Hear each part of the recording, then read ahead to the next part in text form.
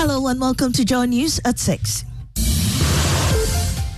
The news is live on Joy 99.7 FM and hits 103.9 FM in Accra and Kumasi. We on Love 99.5 FM and over 30 affiliates across Ghana's 16 regions, including Volta Premier Ho, Amenuveve FM Aflao, Lolonyo FM Hohoi, and Kekeli FM Ho. Get radio, TV, and online content on the myjoyonline.com interactive app for Android and iOS devices. Coming up, traders take over streets of Nkwanta, deserting the central market for fear of reprisals despite heavy security presence. This place is a plain place. Anything you can see it. We are just pleading with them to come to our aid. Please, they should do something about it for us. We are not safe, so we can't be at the market. We have details as 2 more persons were killed on Sunday, bringing the death toll of this month's clashes to 10. Also, Trades Minister K.T. Hammond reveals he has reached a consensus with the minority to finally lay the import regulations seeking to restrict the importation of 22 items after 3 failed attempts. I'm concerned within the committee was absolutely concerned. So you're saying that the NDC chair side and the MPP chairs are all agreed at a committee level to lay? Yeah, sure.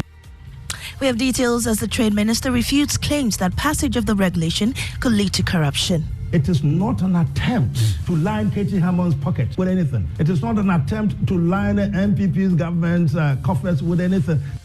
In business, Governor of the Bank of Ghana assures second tranche of inflows from the International Monetary Fund will be secured before end of year, but is worried about developments surrounding Zambia's bond restructuring.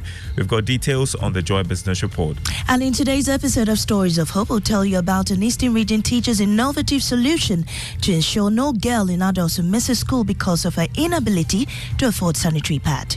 Great grandmothers were using this amwasing. It's eco-friendly, so I decided to see if we could modernize it. I am Amisi Nyamiche Thompson. Details now.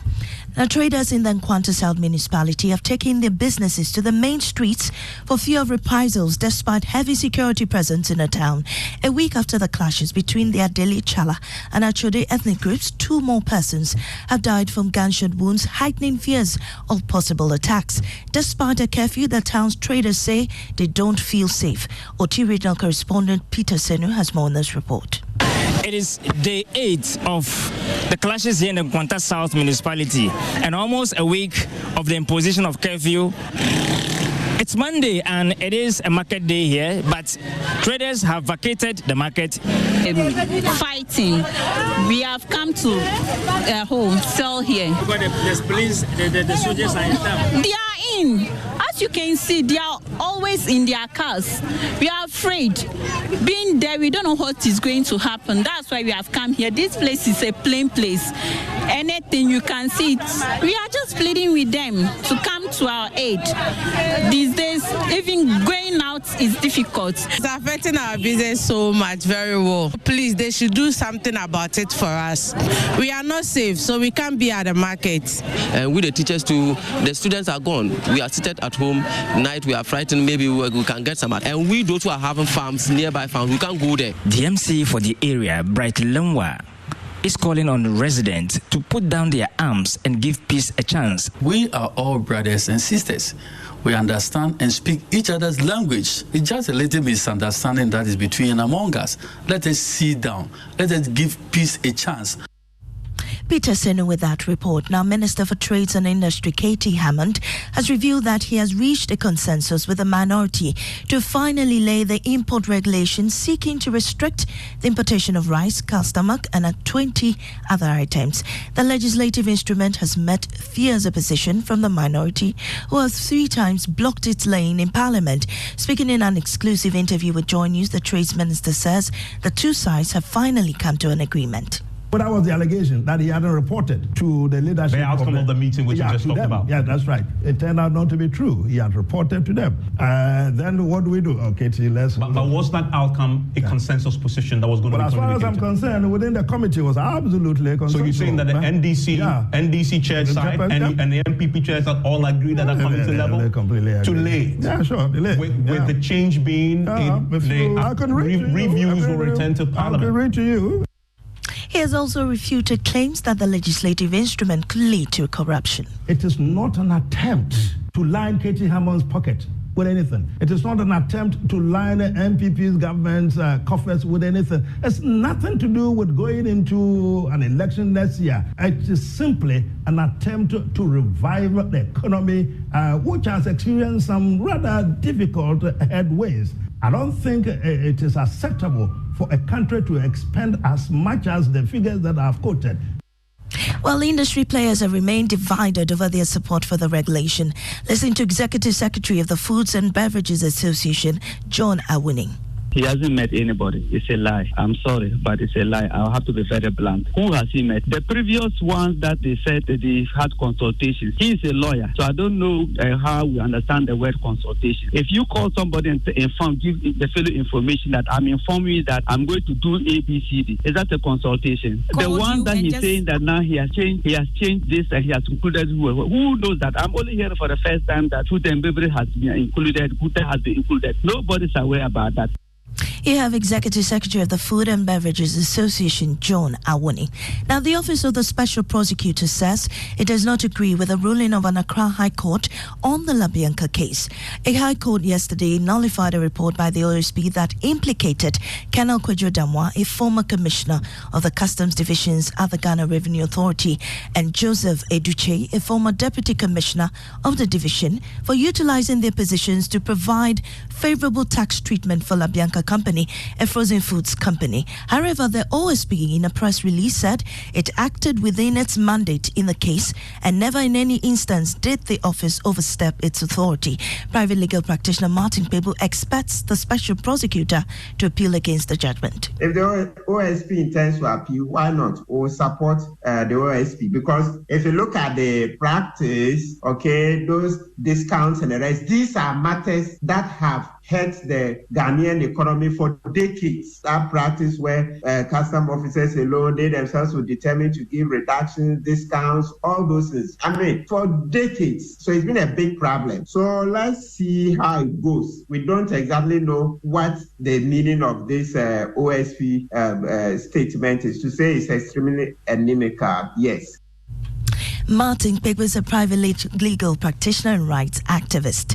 Now, in the Eastern region, a dedicated English teacher is not only transforming education at the Nkwanta MA school, but also spearheading a movement to address a critical issue affecting girls' attendance, menstruation. Facing resource challenges, Ejewa's innovative approach of creating reusable pads has not only kept girls in school, but has rippled positive effect across 20 communities. There's more in the stories of hope. Meet Ejewa, an English teacher who 9 years ago embarked on a journey that would redefine education in Adoso. This place is my first station to teach. So when I got here, I saw a lot of challenges that the girls were going through. The Nkwanta School, a pillar of learning for over 60 years, has a population of 240 pupils, out of which 113 are girls. Sanitary towel, the prices is going high. And even we, the workers, sometimes it's with some sort of pain. Why should we pay such a price? Headmaster Osei Isaac Nyeneko is also worried about the low attendance of some girls in the junior high school because of their menstrual cycle. Sometimes you go to the classroom, especially at junior high level, you see that most of the girls aren't in school. Some of them tell you they have finding pains in their abdominal pains and the rest. Determined to make a difference, Ejewa conceived the idea of creating reusable parts using simple materials: cloth, an absorber, scissors, needle, and thread.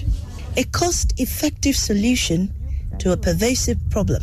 Great-grandmothers were using this amwasing. It's eco-friendly because one, it doesn't litter like the disposable sanitary towels that we all use. And that was a JOS story of hope. Now the battle lines are drawn for the much anticipated parliamentary primaries in Lejokuku in the Greater Accra region. It's been an unpredictable seat since its inception and swings between the two major political parties, NDC and NPP. In today's election headquarters, Samuel Mbura of our political desk highlights the competition between the three aspirants and the National Health Insurance Board, Dr. Bernard Okoboy. Lejokuku constituency remains a seat to look out for because it does not keep an occupant for too long. Dr. Bernard Okoboy managed to break the 8 for the MPP but succumbed to defeat in 2020 against the NDC. He is once again considered a front-runner in the upcoming race. But UK-based businessman Collins Ni Ashete Olenu says he means business. He has renounced his UK citizenship to join the race, insisting that the party's 2020 defeat in the constituency was avoidable. That defeat in 2020 was not something that any sympathizer of the NPP had hoped for in Lejokuku. But unfortunately, it happened that way. But now the party has an opportunity to right the wrong. Presidential staffer Ibrahim Ije, who believes in second chances, considers himself as the catalyst for change in the NPP. I'm that agent of change, and that's what I want to do. I want to bring the opportunities that exist within government to the people of Lejokuku so they can realize their ambitions. Meanwhile, former constituency second vice chairman Clifford Mate Colley claims his popularity among the contestants makes him the right candidate. And that's it for the bulletin. In our top story, Nkwanta traders desert the markets for the main street for fear of reprisals despite heavy security presence. I am Amiesi Nyamiche Thompson. Business is next on the Super Morning Show.